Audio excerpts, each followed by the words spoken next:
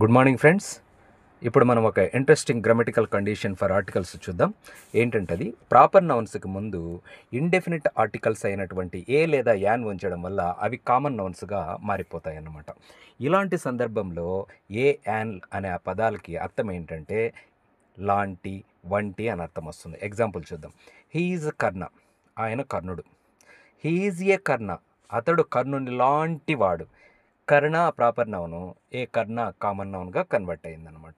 Second example, she is Arundhati, ఆమె Arundhati.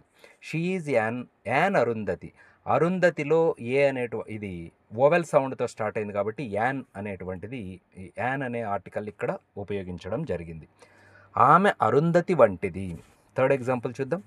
Daniel come to judgement, Daniel comes to judgement అనాలి. First sentence wrong అనమాట.